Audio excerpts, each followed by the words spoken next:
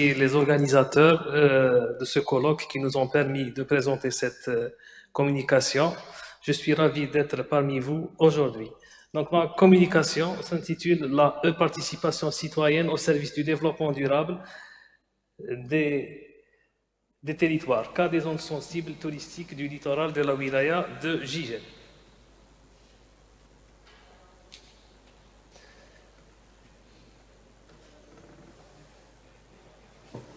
Ah, c'est bon. Donc, notre pays doit faire face à des défis croissants. Alors, tout d'abord.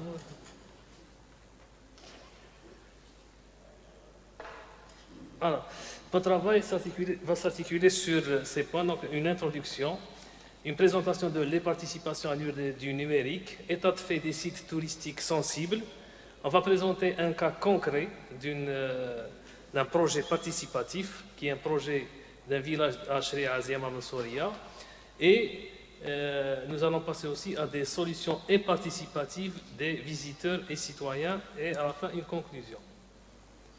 Donc notre pays doit faire face à des défis croissants aussi bien sur le plan social, environnemental, économique que démocratique. Celui-ci renouvelle son appel au développement de la participation citoyenne, aux orientations des politiques publiques, notamment territoriales, afin de redonner du sens à la citoyenneté. Les technologies de l'e-administration, depuis les premiers sites informationnels à l'open data en passant par les plateformes numériques, ont constitué la pierre angulaire donnant naissance à des formes sociales et collaboratives qui ont bouleversé le lien gouvernant-gouverné. Le mouvement s'est accéléré à mesure que l'État intègre de nouveaux médias numériques interactifs. Donc notre travail a pour objectif de proposer des solutions participatives des citoyens de la wilaya Jijel par une information responsable quant à la préservation de l'environnement ainsi que des smart solutions qui est un mode qui favorise l'engagement et la citoyenneté active dans la vie urbaine et politique pour une meilleure gouvernance en utilisant les technologies de l'information et de la communication. Alors, les participations à l'ère du numérique. Il serait pertinent de faire remarquer que le lien gouverné-gouvernant varie d'un niveau à l'autre. Les technologies pour l'administration permettent de rendre l'information accessible dans le cadre des services rendus aux citoyens, par exemple les démarches en ligne liées à la sécurité sociale, à la retraite ou encore à la scolarité. À un autre niveau, le citoyen joue un rôle proactif tant au niveau démocratique, civique qu'au niveau social et solidaire. Les interfaces dédiées par exemple à l'e-vote ou les pétitions intensifient les pratiques de l'e-participation. Les projets de pétition constituent des technologies de l'e-participation les plus institutionnalisées et les plus utilisées à travers le monde. Alors, la wilaya Jijel, on passe à l'état de fait. La wilaya Jijel, qui est connue pour ses potentialités touristiques, connaît un afflux massif de touristes en saison estivale, ce qui a pour conséquence un certain nombre de problèmes tels que la saturation du réseau routier, la surfréquentation des sites touristiques sensibles, à l'exemple des grottes merveilleuses situées au niveau de la commune de Ziyama Moussouria ou du parc animalier de Kissir, situé sur la commune Jijel, qui ne peut recevoir qu'un nombre limité de visiteurs par créneau horaire ou par journée. Donc nous observons un phénomène, c'est que 2/3 des touristes ne peuvent accéder à ces sites, malgré leur déplacement. Nous présentons à ce niveau des photos relatant cette surfréquentation. Alors, malgré les potentialités touristiques qu'il y a, cet afflux massif de visiteurs rend problématique l'accès aux sites touristiques et crée un sentiment d'exacerbation chez la population locale qui n'arrive plus à profiter de la situation estivale. Dans le cadre d'un projet participatif auquel nous avons participé, un projet qui a été réalisé en partenariat entre le Fonds mondial pour la préservation de la nature, le WWF, et le Parc national de Teza. Un projet pilote a été lancé dans le but de développer l'économie locale de Shri'a, fixer la population et créer les conditions d'émergence d'un écotourisme. Donc la première action, ça a été de créer un sentier pédestre en milieu naturel pour des randonnées découvertes, sportives, scientifiques, dépaysement ou rencontres avec soi, avec la nature, à intégrer dans un parc écotouristique. Là, j'ai eu à intervenir en tant qu'architecte expert en architecture environnementale. Donc, pour donner de la vie à ce site, il faut une dynamique. Donc, il y a eu un travail de reconnaissance du site et création d'un sentier. Le plus grand défi a été de faire adhérer la population locale en l'intégrant dès les premières phases de réflexion élaborative et réalisation, Et enfin, aménagement intégré de la maison du terroir avec main-d'œuvre locale, matériaux locaux, écologiques, processus de mise en œuvre répondant aux exigences d'une démarche de développement durable. Donc on connaît tous l'écotourisme, il s'appuie sur les trois piliers que sont l'économie, le social et l'environnemental. Voilà, donc la reconnaissance du site, le site réalisé. Donc nous avons fait une barrière symbolique, la plaque descriptive du site, et voilà la maison du terroir. C'était une ancienne bâtisse qui servait comme garde communale. Donc nous avons fait un projet. Il y a un début. Le projet, pour information, a été réalisé dans la politique du triple zéro. Zéro déchet, 0 km, 0 carbone. Donc utilisation de la main-d'œuvre locale, matériaux locaux, même des moyens de locomotion locaux. Une table d'orientation. Et le défi le plus important, comment on a fait adhérer la population. Ça a pris 2 années pour qu'il y ait création d'une association locale qui commençait à développer des produits du terroir. Donc ils commençaient à faire des produits qui étaient exposés, voilà, qui étaient exposés au niveau, donc à la vente, à recevoir du public. Voilà, la maison, elle a été réalisée, la maison du terroir. Donc d'une ancienne bâtisse de garde communale, c'est devenu une maison du terroir. Et paradoxalement, l'association a été créée par des femmes. C'est des femmes qui ont œuvré, donc ils produisent des plats pour les visiteurs. Et les habitants de la région, après plusieurs années, ont adhéré et maintenant ils se sont appropriés le territoire, c'est eux qui le défendent, c'est eux qui le sécurisent et ça fonctionne, la destination. Et à partir de cet exemple, il y a un projet de dupliquer ce projet sur 3 autres localités de la wilaya de Jijel. Donc il a fait école.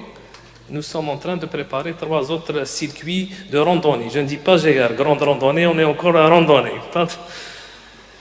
Maintenant, on passe aux solutions participatives. C'est vrai que l'ère du numérique s'impose. Donc il faut s'intégrer dans cette démarche mondiale, vu la multiplication, le grand nombre de populations au niveau des milieux urbains.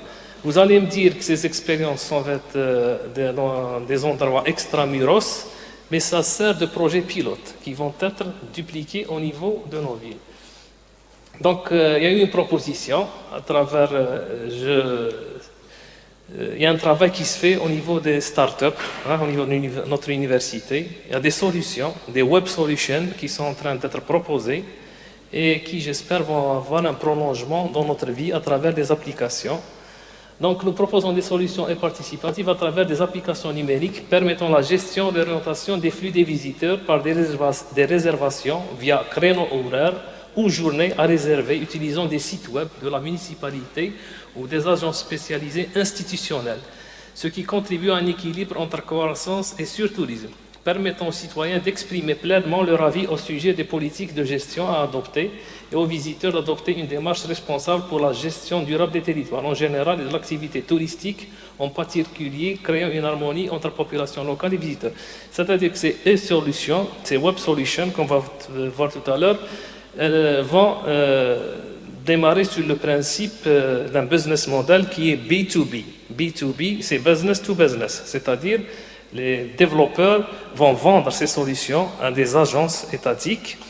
Ils vont vendre en premier lieu, ensuite ils vont vivre sur les mises à jour. Les mises à jour, parce que pour le moment, notre société n'est pas prête pour le modèle C, le modèle consumer ou customer, donc client direct, citoyen. C'est pas encore. Donc on doit passer par les agences institutionnelles qui vont vendre ces circuits. Donc une application numérique a été développée, on va voir dans le détail. Donc le citoyen va venir, va être connecté à une database, va avoir des informations sur les différents sites, il va pouvoir réserver et voir ce qui est disponible, prendre un nombre de tickets normal. Alors ce travail-là, qu'est-ce qu'il va faire? Il va faire en sorte que les gens qui n'ont pas de réservation ne vont pas se déplacer. Contrairement à ce qui se passe maintenant, où c'est des milliers de gens qui arrivent sur la corniche et nous avons des encombrements.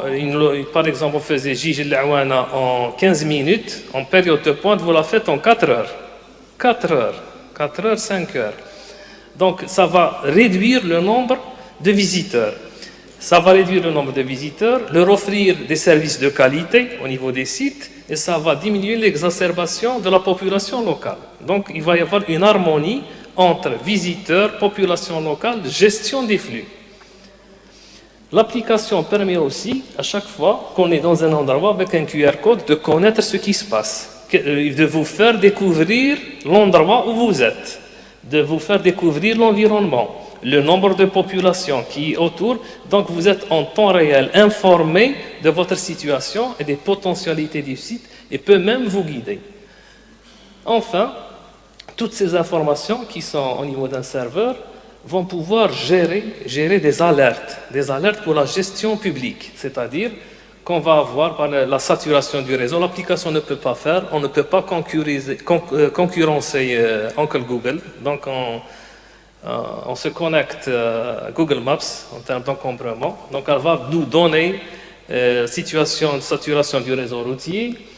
Elle va gérer les situations de crise qui arrivent et où, en situation de crise, les services de secours n'arrivent plus à arriver sur les sites. Nous avons besoin de moyens héliportés, chose dont nous ne disposons pas pour le moment, au niveau de toutes les wilayas côtières. Va déterminer le nombre de visiteurs, la qualité des visiteurs, et on va s'éloigner des chiffres farfelus qu'on donne. Moi, quand j'entends j'ai 20 millions, visiteurs, touristes, et c'est affiché dans les médias publics et donné par des responsables officiels. C'est de la folie. Donc la donnée statistique n'existe pas, réelle. En dernier lieu, toutes ces informations peuvent être collectées dans la database et servir de matière aux experts, aux chercheurs qui peuvent travailler sur ça. En conclusion, l'approche participative permet aux citoyens d'exprimer pleinement leur avis au sujet des politiques de gestion à adopter et aux visiteurs d'adopter une démarche responsable pour la gestion durable des territoires en général et de l'activité touristique en particulier. Créer une harmonie entre population locale et visiteurs. Cela permet d'offrir de meilleures conditions pour les visiteurs en améliorant la qualité des séjours, ainsi que permettre aux résidents de participer à la gestion du territoire et atténuer les désagréments multiples qu'engendre un afflux massif sur l'environnement et les conditions de vie locale. Les gouvernances des territoires, par le biais des outils numériques, permet aux résidents de participer activement aux politiques publiques, aux visiteurs d'aspirer à des services de qualité, aux gouvernants d'avoir des statistiques fiables sur le nombre de visiteurs et leur qualité, de mieux appréhender et gérer les situations de crise en temps réel, aux acteurs locaux de relancer l'économie locale dans le cadre d'une démarche globale de développement durable. Je vous remercie pour votre attention. J'ai essayé d'être bref. Merci.